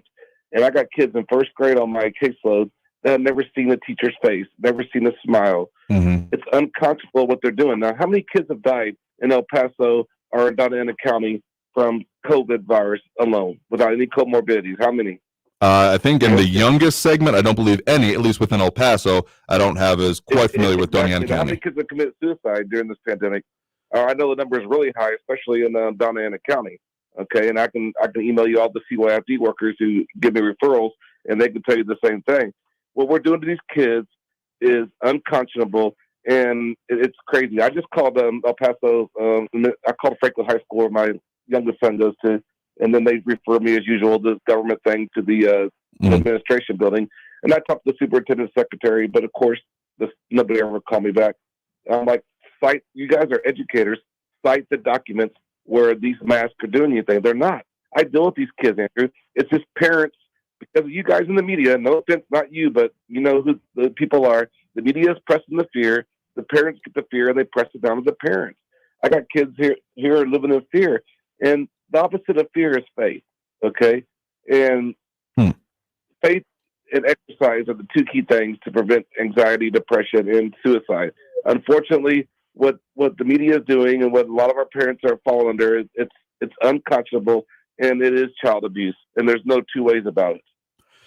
I mean, very impassioned, can clearly tell you all on this and dealing with it as you do. I mean, to say that there isn't an issue with this is just flat out, I mean, head in the sand kind of moment here. I'll agree with you, particularly on that. And I mean, there is a certain argument to be made that the way masks specifically have been pushed about any mask and the way the CDC has been dealing with it and overlooking the actual efficacy of it as something is better than nothing, it's a political stance. That's not even controversial at this point. It's pretty transparently so. So the fact that they haven't been looking at actual standards and coming with it, has been I can almost see the standpoint of, public health officials and education authorities and higher government officials have said, we got to do something. We can't look like we're doing nothing. So this is what we'll focus on. That has been pretty clear to me, which is why I have made the choice myself to seek out more effective things and use those for me and my family and encourage a lot of people to do the same here. So thank you for the point in that call. We got to take that next break right now, but we'll get more into these and more on these subjects coming out of this break. You're listening to Talk El Paso here on News Radio 690 KTSM. Your host, Andrew J. Polk. A lot more talk about this, so stay tuned. That number to call, 915-544-5876, 544-KTSM. Back after this break with more Talk El Paso here on News Radio 690. Traffic all day. News Radio 690. Loop 375 eastbound before Padres. That earlier accident still blocking the two right lanes with a heavy backup back to Yarborough. I-10 eastbound between the downtown exits to Patriot Freeway. Trans Mountain westbound at the 54 Gateway. Disabled vehicle blocking the right shoulder. And expect heavy traffic tonight. Up to 30-minute delays on Sunbow Drive for tonight's UTEP men's basketball game at Don Haskins. Carrie Edwards, El Paso Traffic. This report is sponsored by Walgreens. Walgreens now offers pharmacy chat 24/7. So you can ask an expert about things like the correct dose of your medication. Side effects include feeling very reassured. Pharmacy chat, online or on the Walgreens app. Let's face it, credit cards are pretty much a necessity. New tires for the car? Oh, here's my card. I order takeout, use my card. And most of us just accept the high interest rates credit cards charge as a necessary evil. What are you going to do? Get a low fixed-rate credit card consolidation loan from Lightstream from $5,000 to $100,000 and pay off those credit card balances. Apply online, and you could get your money as soon as the day you apply. The average credit card company charges over 19% APR, but with Lightstream, you can get a fixed rate as low as 4.98% APR with autopay and excellent credit. Now I can pay off my high-interest credit cards and save money with a much lower rate. Apply today at lightstream.com/radio and get an additional interest rate discount. That's lightstream.com/radio. Lightstream.com/radio. Subject to credit approval. Rates range from 4.98% APR to 19.99% APR and include a 0.5% autopay discount. Lowest rate requires excellent credit. Terms and conditions apply and offers are subject to change without notice. Visit lightstream.com/radio for more information. House Speaker Nancy Pelosi just made up to $30 million in stock trading on big tech companies like Google. And these are the very same companies she oversees in Congress. After decades in public service, Pelosi has a net worth of up to $250 million. Now, Grant Stinchfield is on Newsmax exposing Pelosi and her hypocrisy. Watch Stinchfield tonight. You'll be shocked by what you find out and how much Congress is making on your dime. Tune in at 8 p.m. Eastern to Stinchfield on Newsmax, America's fastest-growing cable news channel. America trusts Newsmax for the real news you can't find anywhere else. Get Newsmax on every major cable system. If your cable operator doesn't carry Newsmax, call them, tell them you want it. Or watch Newsmax free on your smart TV, like Samsung, Vizio, or LG. And streaming on Pluto, Zumo, Roku, and more. Millions of Americans just like you are turning off the old media for Newsmax. Watch Stinchfield tonight and find out why. Why should you volunteer with Meals on Wheels? I never thought that 5 minutes could make so much difference in the lives of two people, but it has. Drop off a warm meal and get more than you expect. Volunteer at americaletsdolunch.org. Brought to you by Meals on Wheels America and the Ad Council. News Radio 690 KTSM. Live from the KTSM AM 690 studios, it's Talk El Paso with Andrew J. Polk. To be a part of the show, call 915-544-KTSM or follow on Facebook at facebook.com/Talk El Paso.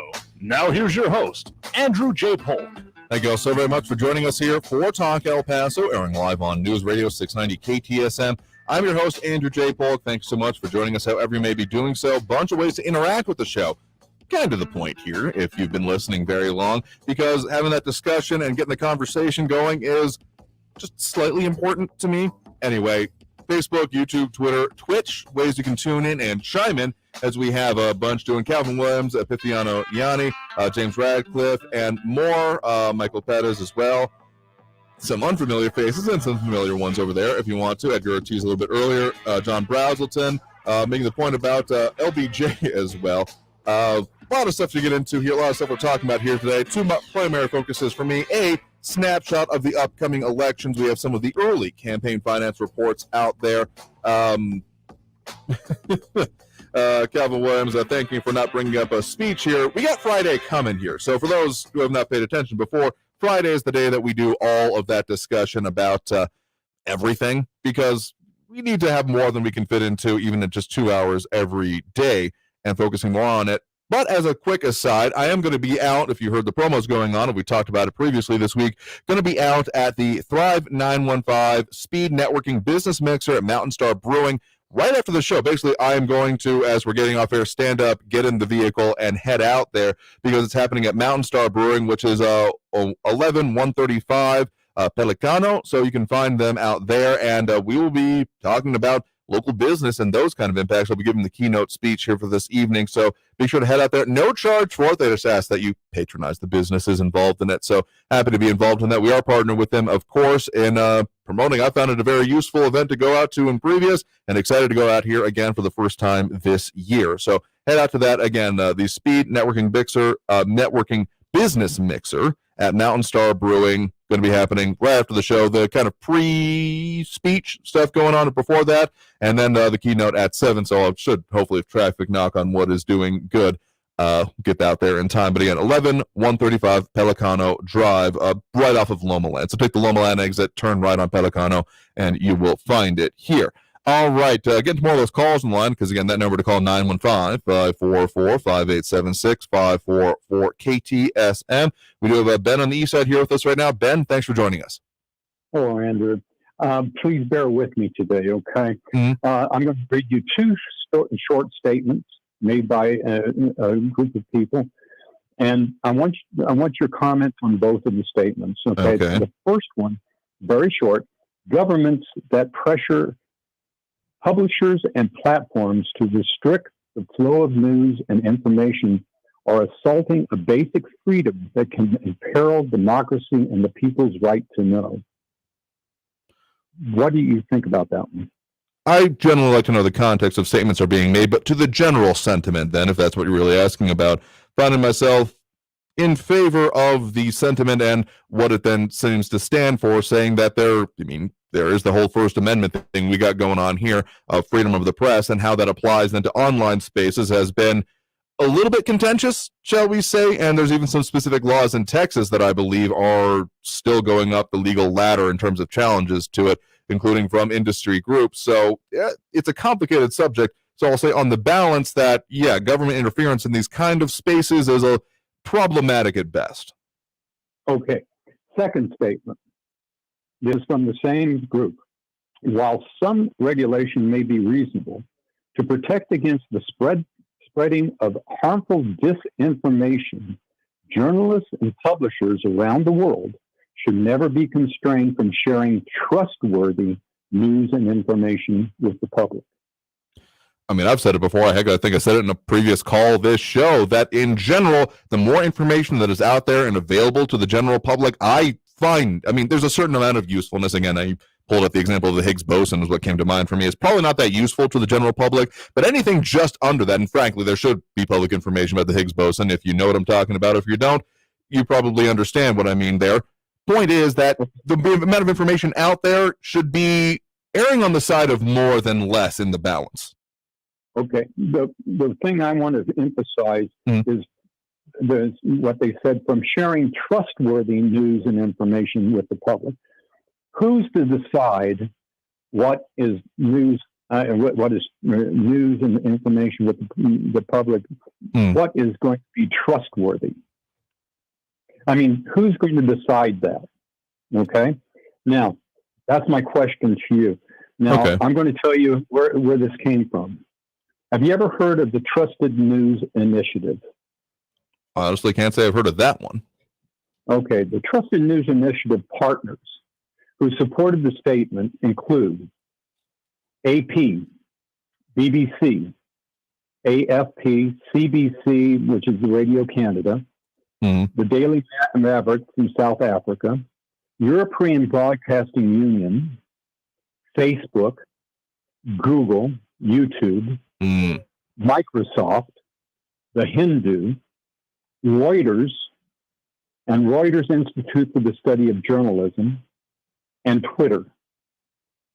See, this is why...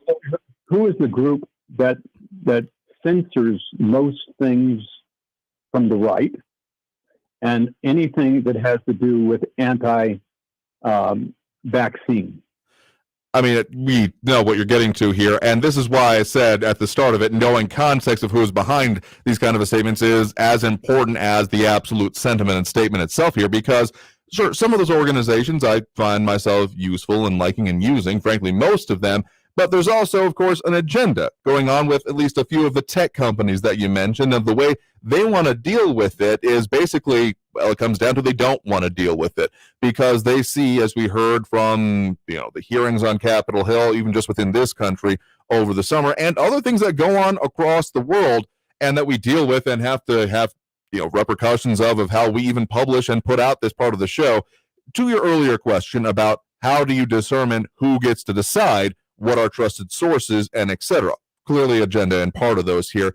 In my experience, having, worked in newsrooms and now even doing this kind of a program, I find that the best competency comes from those that are actively involved in and doing it. And that then develops a reputation and a consistency that comes with it, which is why I talk about, reputable sources online.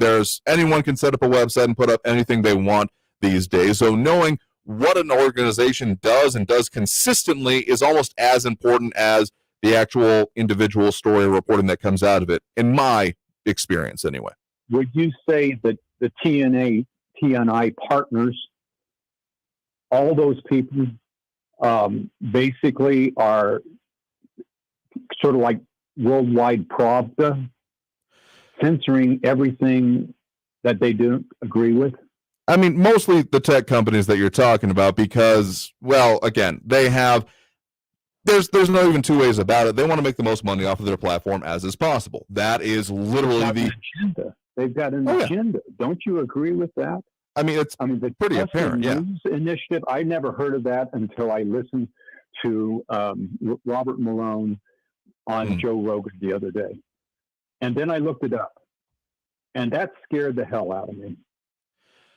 I mean, it sounds something that sounds good in concept, but yeah, it's problematic given the partners of it. In general, what I found that independent news tends to be ending up being the best one here. So once you start getting more partners, it can be a good thing. We have our own partnerships, so not to, be hypocritical about it. But once you start getting some of these huge things involved in it, then you start getting, what you're talking about, frankly, of weird stuff being involved.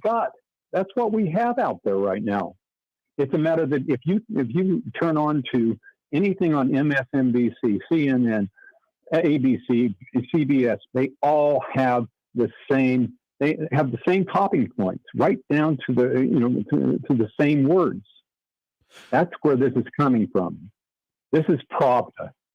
I mean, I think that talking about propaganda, the issues with it is very important. But what I will say here is that part of the reason we have designed and put on this show is that I think, and I have followed through on and will continue to do so for as long as I can, local discussion about the issues, frankly, an independent focus. And yes, we are part of iHeart Radio International, but literally no one's telling me what to say except not to swear on air. Those that just had the training on that today, as a matter of fact, and certain FCC guidelines. But having that local discussion, responding to local issues is, my contention, is going to be one of the more important currents if it can indeed survive going into the rest of this century and the decades and more to come. So the focus on that is what we're going to do here, and we'll keep doing for, well, as long as we're on air. Even though we're on this social media, we're just doing it to spread the message and spread the conversation. So that's the way we'll do it anyway. So thank you for those points and those calls. Interesting ones to consider, and we'll get into more here. But we are definitely due for that next break right now. So coming out of this break, we'll get more points and calls on the line. So that number to call is 915-544-5876-544-KTSM.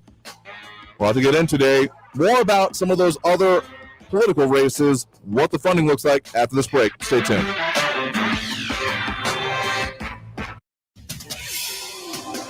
El Paso's News Radio, 690 KTSM. Hello, I'm Iraca Castillo with a State Fox 14 News Update. Last monsoon season brought to light more flooding issues to El Paso. El Paso Water is working to address those problems, and now federal money could help move those projects along. El Paso Congresswoman Veronica Esteban announced this week El Paso will receive more than $7 million to improve stormwater projects. The money will come from the Infrastructure Act that passed in November. The funds will go toward 2 of El Paso's water projects. More than $3.5 million will go toward the Clarity Fox pump in the Lower Valley. County, and more than $4 million will go toward the North Gate Diversion Channel in the Northeast and the foothills of the Franklin Mountains. And freezing temperatures are expected in the borderland tonight and tomorrow. And with these freezing temperatures, it's a good time to refresh on the 4 Ps: people, pets, pipes, and plants. Make sure they're protected in these temperatures. I'm Iraca Castillo with his KFOX 14 News Update. News Radio 690. Traffic all day. Still got a pretty sizable backup from that earlier accident. Loop 375 before Padres, 2 right lanes blocked, heavy backup back to Yarborough. And then you got lots of slowing on the I-10 eastbound south of Artcraft down to Thorne, I-10 westbound between Wrestler and Mesa, I-10 eastbound from the downtown exits to Patriot Freeway, and the 54 Patriot southbound at Montana. Carrie Edwards, El Paso traffic. Colder air has returned and temperatures have stayed unseasonably cold for this time of year. Tonight, our sky will go mostly clear and winds will stay relatively light. Coming up tonight, we'll talk about an even colder start to your Friday morning, plus when our next storm system arrives and the impacts it'll bring to the area over the upcoming weekend. From the KFOX 14 Severe Weather Center, I'm meteorologist Kira Miner. This report is sponsored by Lowe's. The Just for Pros event is back at Lowe's, and they're celebrating hardworking pros with special savings on the top tools, plus bonus perks to help you with your business. Lowe's, the new home for pros. Valid 117 to 128, U.S. only. iHeartRadio Earth knows small changes can make a big difference. Want to reduce your food waste? Embrace your freezer. From bread to meat and even cheese, most foods can be frozen and cooked later. Plus, a full freezer uses less electricity. Brought to you by iHeartRadio Earth and the National Environmental Education Foundation. To find more tips for smarter, sustainable living or to take action in your own community, go to iHeartRadio.com/Earth. Now may be the perfect time to buy a home financed by Loan Depot. Loan Depot has over 300 loan products to help you make home ownership a reality. Interest rates are near historic lows. Rates will not stay low forever. So call 866-888-LOAN so one of our thousands of loan officers can help you find the right loan. Call 866-888-LOAN or visit loandepot.com. Loan Depot. Rates are subject to change. Equal housing opportunity lender. NMLS number 174457. Licensed in all 50 states. At Church's, we're doing 10 pieces of our crave-worthy comfort made spicy or classic. That's 10 legs and thighs packed with bold flavor. That's how we do value. So you can do the Church's 10 starting at $10.99 deal. Church's, bringing a down-home flavor. Offer valid at participating locations. This report is sponsored by Church's. If you think making false threats is a joke, think again. Any communication threatening students, teachers, and staff at schools or public places is a federal crime that could lock people behind prison doors for up to 5 years. I'm FBI Deputy Director David Bowditch, making you aware that hoax threats have real consequences. We don't want to see a young person begin their adult lives with a felony record. Making false threats is not a joke. Think before you post. Visit FBI.gov.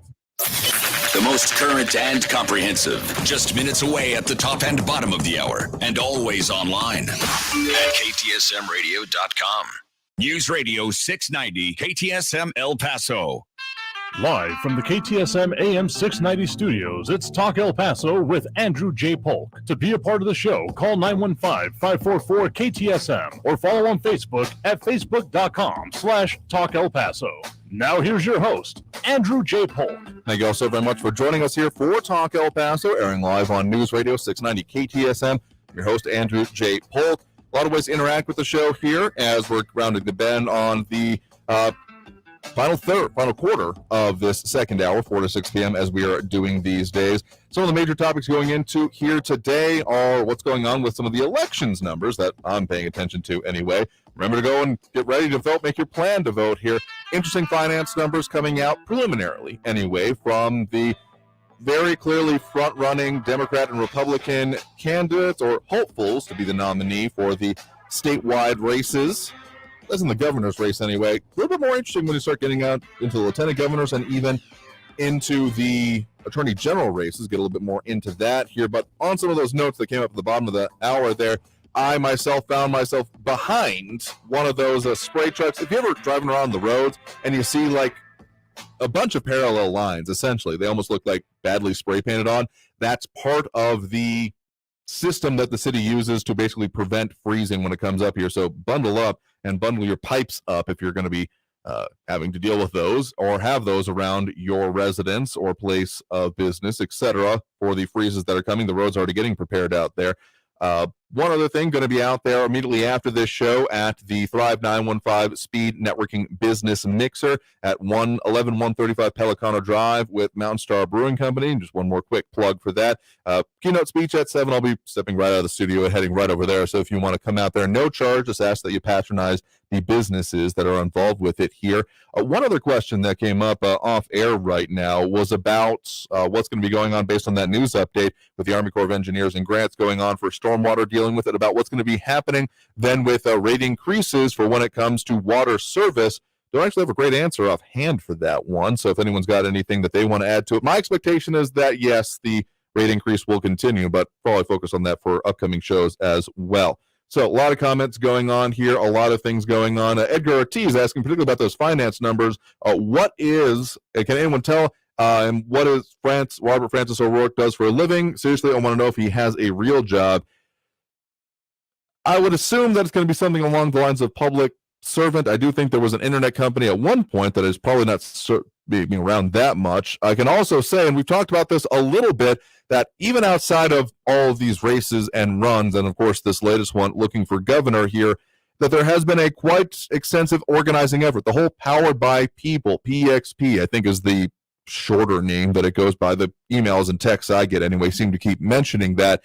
That has been ongoing for a while, essentially ever since the Senate run and the whole visiting every county in Texas effort that came out of that. That never evaporated. So I want to say, without knowing this definitely, but what I've seen anyway, is that has been the primarily what's going on as well. But Calvin Williams, kind of going off of the previous caller there, asking a question. If Greg Abbott was to say masks are useless and don't work and get banned from social media, should anyone running against him be able to quote it? And if they do, can that be posted in the same social media that banned it in the first place? That is an interesting question because, well, a lot of social media and the way they've been talking about it has been a little bit of the Wild West in terms of what policies they themselves actually take. What I can say is that from our standpoint, and again, just happen to have that training and revisiting again lately because we've got the election season coming up on the ads already running, is that there is a certain amount of equal access required when it comes to advertising. So that's a decent question, and at least for our air, I think that if it was something that we couldn't run in the first place, they wouldn't be able to run the quote of the thing we couldn't run in the first place, but that's just, here. Michael Pat is posting up a decent link to opensecrets.org. Knowing exactly who is getting their campaign contributions is an important one. We're just going over some of the general numbers here that I've got available. So revisiting that, we are looking at when it comes to the Democrat race, O'Rourke well in hand ahead, raising just shy of $9 million for the period that is ending at this point right before we run those required reporting periods ahead of the actual election here, but has not gotten the full 2021 perspective on what that campaign has done just yet. That'll be coming in at the end of the month. And then when it comes to, of course, incumbent Greg Abbott, well in hand for him, but some stronger challengers. On the Democrat side, O'Rourke doesn't have anyone that raised more than a few $1,000s. Literally, the most raised by an opponent in that race was just shy of $7,000 versus the $9 million. So make your own conclusions about that. But for Abbott, he raised just shy of $19 million, but does have some people raising other millions, if not exactly close, such as Don Huffines, $2 million, and Alan West, just under $2 million. But Greg Abbott, underestimating him has been long my contention as being a big mistake because he still has $65 million of cash on hand, even having spent $9.5 million in this period. So saying that that's going to be a breeze for anyone, and also looking forward to then the potential of the general election with the major candidates, at least when it comes to finance numbers, continuing on in that trajectory, being the actual nominees, and then going to the final top of ballot vote. Make your own conclusions there. 9 million versus 20 essentially, or the 4.7 million on hand versus 65 million cash on hand. So make your own determinations. But I mentioned I want to talk about a couple of the other races. Lieutenant Governor has had a little bit of a focus. Decently crowded field with 6 candidates going up against the incumbent, Dan Patrick. He's pretty well got that in hand as well. Raised just shy of $3 million for this last period with $25 million of cash on hand. Next closest managed to raise a Daniel Miller of Netherlands. having raised just shy of 28,000. No, not million, 28,000, and no one has more than 20 grand on hand still. So not looking like that much of a challenging race, but Attorney General is a little bit different. Strongest was definitely the incumbent Attorney General Ken Paxton, who have raised just about 2.7 million with 7.5 million still cash on hand. The next closest in fundraising was actually Eva Guzman, who stepped down from the Texas Supreme Court to make this run. She has about 2 million left on hand, but of course, a previous guest of the show as well, the current land commissioner, George P. Bush, raised just under 2 million and has about 3 and change still on hand. So all of that is a little bit elucidating for me for how we're coming into this next period of the race and what that's going to mean. So again, a lot of focus on O'Rourke and his fundraising that we've had with people commenting on this show, and it's nothing to sniff at within his current race, but as it then unfolds for the general election, a little bit of a underdog, let's just put it that way, kind of situation going on with it. So dealing with seeing how he can actually move forward to this race, what it means actually for the general. Not that I would bet on politics, because that just sounds way too dystopian, even for the current situation. The odds are not in the favor. That's just flat off of what we're looking with the fundraising numbers, because sure, money doesn't guarantee elections. We've seen that here locally with better funded candidates ending up losing it, because community engagement and actually convincing people to vote for you is not just about buying ads, but actually having good policies in addition to it. And we've seen that here locally where the better funded candidate didn't end up actually winning the race. It has happened.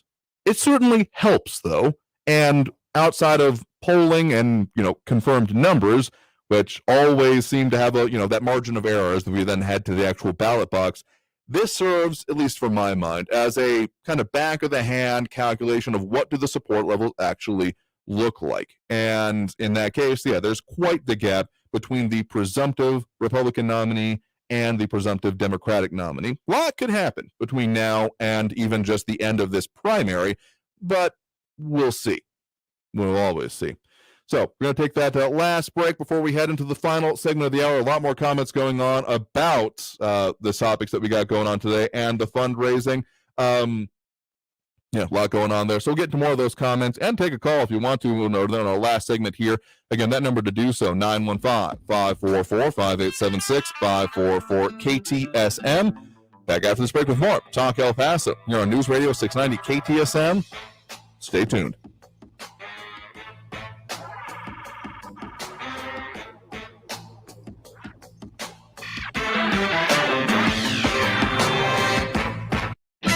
Traffic all day. News Radio 690.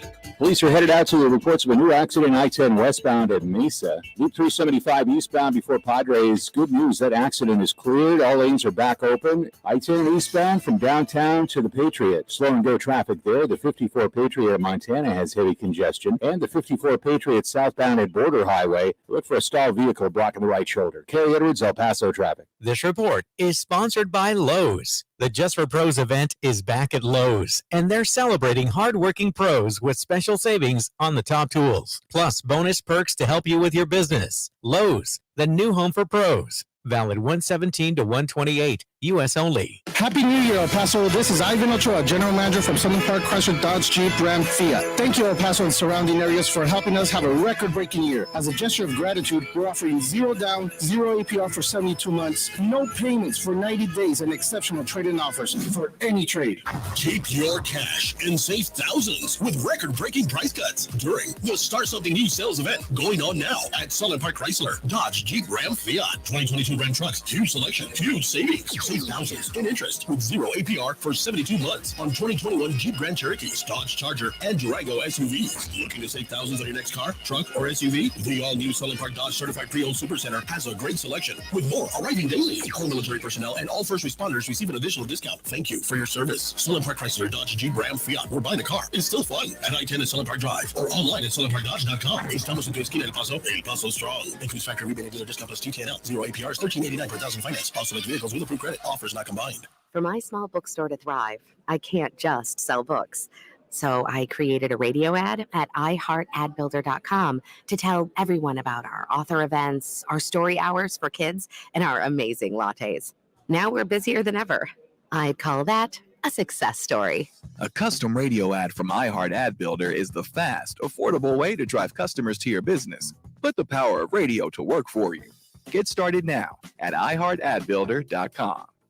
Because everyone deserves excellent medical care, El Paso has its own free community medical clinic. RotoCare is a free walk-in clinic located at 301 South Schutz Drive and is devoted to improving the health of all El Pasoans, including those without insurance or legal documentation. RotoCare is open most Saturdays from 9 a.m. to noon. For more information, call 790-0700. RotoCare, because everyone deserves excellent medical care.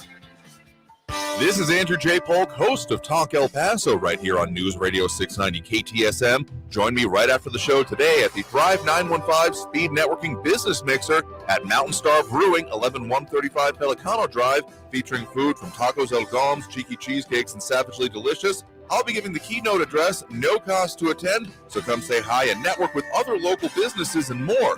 That's today at Mountain Star Brewing, 11135 Pelicano Drive. Right after the show, we'll see you there. Freedom of speech lives here. To me, freedom of speech is being able to say anything you want. El Paso's News Radio, 690 KTSM. Next Thursday, you will be caught in an extreme flash flood. Disasters don't plan ahead, but you can. Talk to your loved ones about making an emergency plan. Get started today at ready.gov/plan. Brought to you by FEMA and the Ad Council. El Paso's News Radio, 690 KTSM. Live from the KTSM AM 690 studios, it's Talk El Paso with Andrew J. Polk. To be a part of the show, call 915-544-KTSM or follow on Facebook at facebook.com/Talk El Paso. Now here's your host, Andrew J. Polk.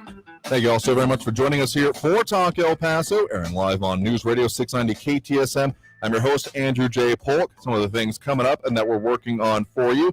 Of course, going to be out there, as you just heard, going to be out at Mountain Star Brewing for the Thrive 915 Speed Networking Business Mixer. That's right after the show here. It'll start immediately after. I'll be on my way out here shortly. Just got to get there. Then a keynote speech at 7, along with more events and things going on around it. So you can make it out, no charge for this one. Just ask that you support the businesses involved there. So more than welcome to join us out there. Again, that's happening immediately after the show. And keynote speech at 7 o'clock at 11135 Pelicano with Mountain Star Brewing. So come see us out there if you want to. As well as we got Friday coming up, of course. Free for All Friday, for those unfamiliar with the format, which I got to imagine a lot of people are at this point, but just in case, we'll take on any subject during the show, some of our usual kind of El Paso-centric-ish, or the issues affecting us here, focus within the borderland, of which there are a lot, and that's why we never run out of things to talk about on this program here, including Kevin Williams saying, well, Biden comes to Texas to endorse O'Rourke. Careful what you wish for is what I will also say. But more than that, I hope he comes here to just even focus on the issues on the border here, which I'm going to be surprised if it happens before the midterm, to be perfectly honest, because the fact that the administration has not come out with its own real policy in dealing with immigration and border security is just kind of they don't really want to focus on that. And actually, in relation to that email coming in while we were on the air here, clarifying what is going to be going on with non-U.S. individual travelers entering the United States at land ports of entry. We had a caller call about that previously and questioning what's going on. They have clarified that starting as of this Saturday, January 22nd, DHS will require non-U.S. individuals seeking to enter the U.S. via land ports of entry and ferry terminals, yada, yada, yada, to be fully vaccinated for COVID-19 and provide related proof of vaccination. So that's very similar to what I think they put into place at the end of last year, but being a little bit more specific to it. They do note in the release that this is what they had been requiring to be in place more or less since October 2021, but I guess they're getting a little bit more specific about the requirements and how the process goes, such as verbally attesting to the vaccination status, providing proof of a CDC-approved COVID-19 vaccination, and presenting relevant documentation and cards along with it. No testing required as part of entry via land port of entry or ferry terminal, but just that question had come up about how exactly are they going to be going about this and what's coming here shortly, and going to be seeing that very likely within the borderland. It does seem lately that any of these policies that are getting put into place, including, of course, the renewed, warmed over, hastily microwaved Remain in Mexico policy, so-called, specifically and officially known as the Migrant Protection Protocols, or MPP, as it was required of this administration to put back into place, because it's kind of the mirror situation. History doesn't repeat itself, but it certainly seems to rhyme here. Calvin Williams saying, what border? On Virginia? No, not exactly. Again, talking about probably within our area of the borderland, but it's my understanding that that MPP, as it became renewed, started being implemented here and then expanded to the other sections of the border from here. So going to kind of expect that that is how things are going to continue. So I expect fully we are going to see that this does start here as of Saturday. So, and other reasonable cautions being brought up here. And we got a lot more topics already being brought up here that we'll be getting into more tomorrow, because there's a whole lot more to get into. Yeah, there's just more than we can always squeeze into any particular show here. So one particular office that we're going over the numbers for in terms of the fundraising that I didn't want to neglect here is that for the Attorney General, there was one more office holder there. That race being actually very interesting to me in that there is no candidate, at least on the Republican side of things, that has not raised at least $1 million, including U.S. Rep. Louis Gohmert, who announced that he was retiring in order, well, stepping down from that position, not running for re-election, probably the better way to put it now that I think about it, in order to run for the Attorney General of Texas on the Republican ballot. So the fact that he has thrown in his hat here and is doing a decent amount of fundraising is very interesting. But I don't want to neglect the Democrat side on those and the lieutenant governor's race here. The best one from the lieutenant governor race would be Mike Collier of Houston, who has raised about $800,000 and has about $500,000 still on hand. Still a wide berth of disparity in terms of donation levels at this point. Again, coming out at the end of the month, there will be more specifics about what their actual 2021 looked like for all of these campaigns.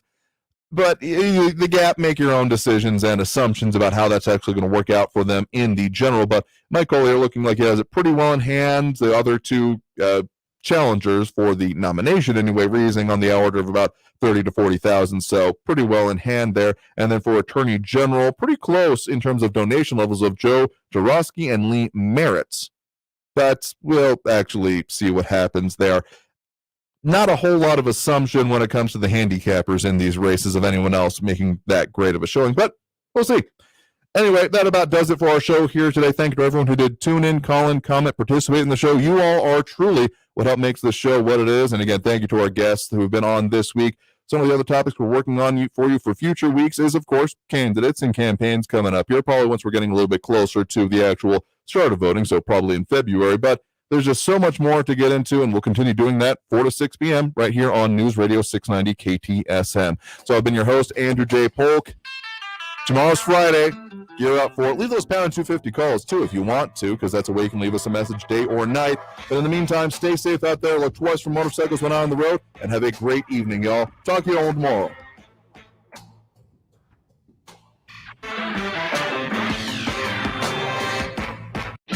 Traffic all day. News Radio 690.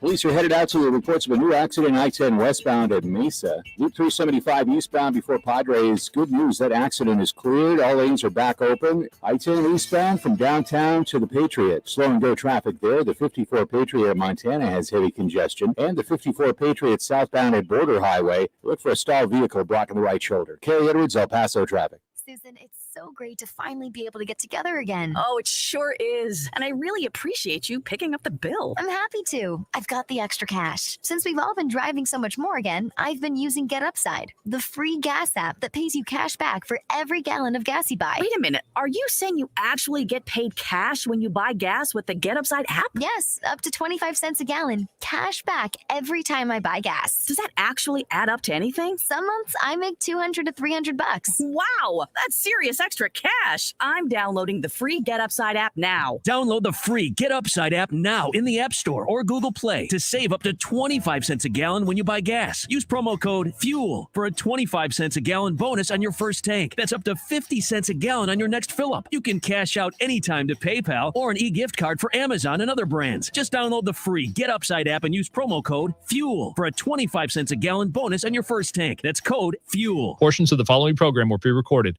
This is Andrew J. Polk, host of Talk El Paso, right here on News Radio 690 KTSM. Join me right after the show today at the Thrive 915 Speed Networking Business Mixer at Mountain Star Brewing, 11135 Pelicano Drive, featuring food from Tacos El Goms, Cheeky Cheesecakes, and Savagely Delicious. I'll be giving the keynote address, no cost to attend, so come say hi and network with other local businesses and more. That's today at Mountain Star Brewing, 11135 Pelicano Drive. Right after the show, we'll see you there. Teens in foster care will love you, even if you don't know the lingo. Dad bod, noun. The result of the occasional donut, always washed down with confidence. Brought to you by the U.S.